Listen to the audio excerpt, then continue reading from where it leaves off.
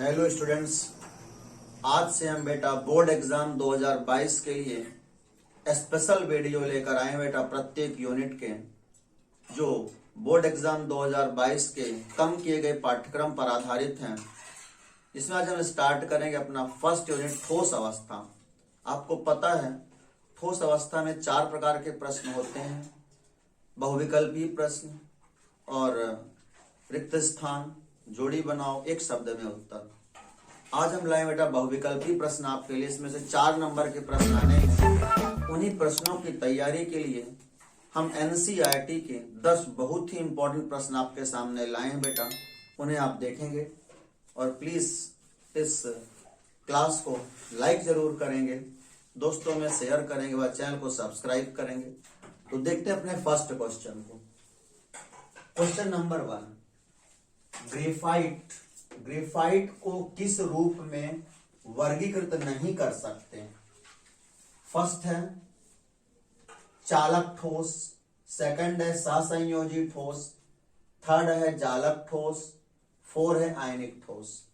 यदि आप देखें बेटा तो ग्रेफाइट एक विद्युत का सुचालक पदार्थ होता है, अर्थात ये चालक ठोस तो खुद को है, हम इसे चालक ठोस में वर्गीकृत कर सकते हैं। यहां पर नहीं शब्द है, नहीं कर सकते, कहीं चालक ठोस तो खुद को है। दूसरा है सहसंयोजी ठोस। जो ग्रेफाइट है वो एक सहसंयोजी ठोस भी है। हीरा, ग्रेफाइट, कार्बोरेंडम, ये सब सहसंयोजी ठोस भी होते हैं बेटा। थर्ड है जालक ठोस। जालक ठोस माने क्रिस्टलीय ठोस। अब क्रिस्टलीय ठोस का एक प्रकार है सहसंयोजी ठोस, आपको पता है क्रिस्टलीय ठोस का एक प्रकार है सहसंयोजी ठोस, अर्थात ये जालक ठोस भी है। लेकिन फोर्थ ऑप्शन जो है आयनिक ठोस, ग्रेफाइट आयनिक ठोस नहीं है। ग्रेफाइट कैसा ठोस है? सहसंयोजी ठोस है ग्रेफाइट, अर्थात ग्रेफाइट को हम आयनिक ठोस के रूप में वर्गीकृत नहीं कर सकते। इसका सही ऑप्शन होगा बेटा ऑप्शन नंबर 4 आयनिक ठोस। आपको ध्यान रखना है, या इसको मैं सब यहां पे कलर्ड किए देता हूं, ठीक है। ऑप्शन नंबर 4 आयनिक ठोस इसका सही आंसर होगा बेटा। किसी पदार्थ की ठोस अवस्था के लिए अनुकूल परिस्थिति है। ऑप्शन नंबर 1 उच्च ताप, सेकंड निम्न ताप, थर्ड उच्च ऊष्मीय ऊर्जा, 4th दुर्बल संसंजक बल। अब यदि आप चाहते हैं कोई पदार्थ ठोस अवस्था में ही रहे, यदि आप टेम्परेचर को हाई कर देंगे बेटा तो क्या होगा? वो पदार्थ द्रव में बदल जाएगा। जैसे जल, बर्फ जो है, बर्फ ठोस अवस्था में है, यदि आप उसका टेम्परेचर बढ़ा देंगे तो द्रव में आ जाएगी, यानी उच्च ताप अनुकूल परिस्थिति नहीं हो सकती। थर्ड को देखें उच्च ऊष्मीय ऊर्जा, यदि आप ऊष्मा भी ज्यादा देंगे, उसको हाई कर देंगे उसकी ऊष्मा को, तब भी उसकी अवस्था चेंज हो जाएगी बेटा, ठोस द्रव में आ जाएगा। 4th है दुर्बल संसंजक बल। आपको पता है कि ठोस अवस्था जब होती है तो उसमें प्रबल संसंजक बल होता है, प्रबल, उसके एटम के मध्य प्रबल आकर्षण बल होता है बेटा, दुर्बल नहीं होता। तो ये 3 परिस्थितियां नहीं हो सकती। लेकिन चौथी परिस्थिति, थर्ड सेकंड ऑप्शन जो है निम्न ताप, यदि आप निम्न ताप रखेंगे तब आप पदार्थ को ठोस अवस्था में ही रख सकते हैं। तो इसके लिए अनुकूल परिस्थिति होगी बेटा निम्न ताप। आपको ध्यान रखना है सेकंड नंबर का ऑप्शन। यदि आप निम्न ताप रखते हैं तब उस पदार्थ को आप ठोस अवस्था के रूप में रख सकते हैं, ठीक है बेटा, आपको ध्यान रखना है।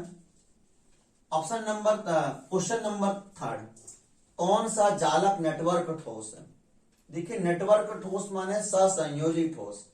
आपको पता है SO2 सॉलिड, ये जो एक आणविक ठोस होता है बेटा।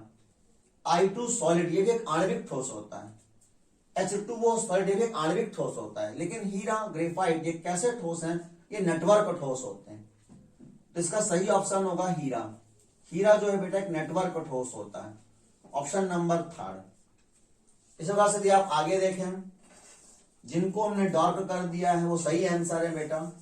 क्वेश्चन नंबर 4, जालक में I2 के अणु किस बल द्वारा बंधे रहते हैं? अब देखिए आपको पता है I2 जो है आणविक ठोस होता है, और आणविक ठोस 3 प्रकार, आणविक ठोसों में 3 प्रकार के बल कार्य करते हैं बेटा, ठीक है। एक बल कार्य करता है लंडन बल या डिस्पर्सन बल, दूसरा कार्य करता है द्विध्रुव बल, ठीक है, तीसरा कार्य करता है द्विध्रुव प्रेरित द्विध्रुव बल, ठीक है। लेकिन I2 जो है, तो I2 के मॉलिक्यूल जो है आपस में लंदन बल के द्वारा जुड़ते हैं बेटा, लंदन बल के द्वारा।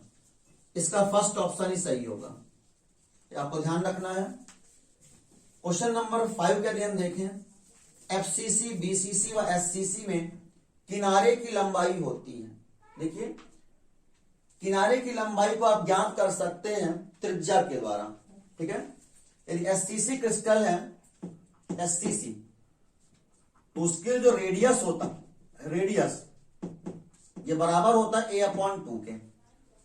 जब रेडियस बराबर है A/2 के बेटा, A बराबर क्या हो जाएगा, 2r।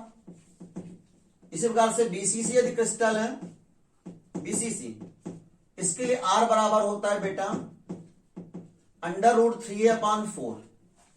अब R बराबर √3A/4 है, तो आप खुद सोचिए A बराबर क्या हो जाएगा, 4r/√3 हो जाएगा, 4r/√3, यानी समीपस्थ एटम के बीच की दूरी A या किनारे की लंबाई, ठीक है। किनारे की लंबाई जो है बेटा इतनी हो जाएगी। यदि FCC क्रिस्टल है, इसके स्मॉल r बराबर होता है A/2√2।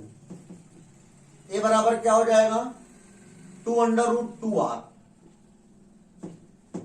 A बराबर हो जाएगा 2√2r। तो इस प्रकार से ये आ जाएंगे इसमें किनारे की लंबाइयां, ठीक है।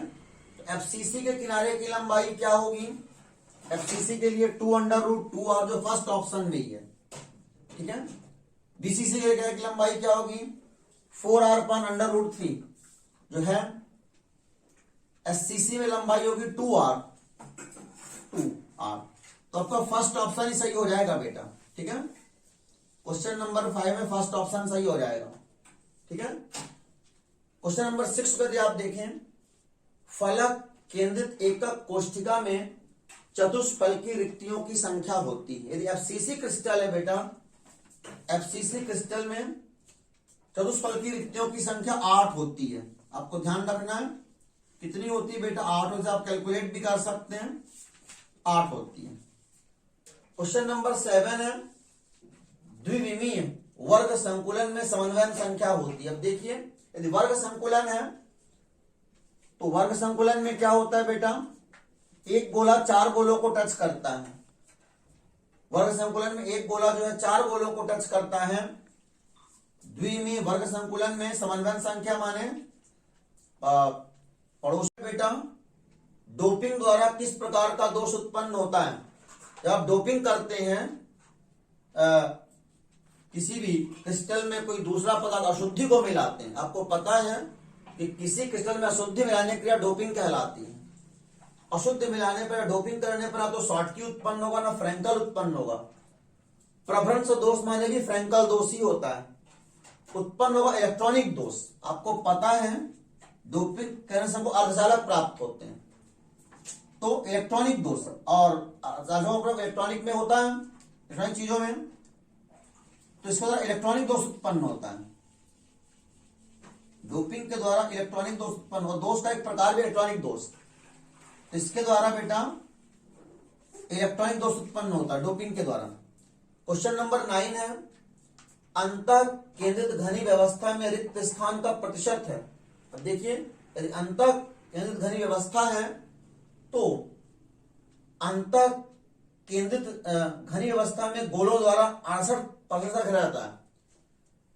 BCC क्रिस्टल में गोलों के द्वारा 68% स्थान घेरा जाता है, तो रिक्त कितना बचेगा, 68 घेरा जाएगा, तो रिक्त बचेगा 32। तो इसमें हो जाएगा बेटा 32। इसका सही ऑप्शन होगा, आपको ध्यान रखना है 32। रिक्त स्थान का प्रतिशत होगा 32, ठीक है। Option number 3। क्वेश्चन नंबर 10 है, संकुलन क्षमता का सही क्रम है। अब देखिए, यदि संकुलन क्षमता की बात करें, SCC में 52.4 होती संकुलन क्षमता, BCC में 68% होती है बेटा, 68% होती है, FCC में 74% होती है। तो सर्वाधिक किसमें है? एफसीसी में है।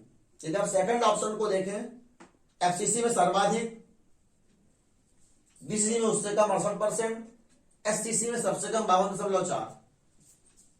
तो 10 नंबर का सही आंसर होगा सेकंड। तो इनका आपको ध्यान रखना है। धन्यवाद। प्लीज वीडियो को लाइक जरूर करेंगे, दोस्तों में शेयर करेंगे, चैनल को सब्सक्राइब करेंगे। धन्यवाद।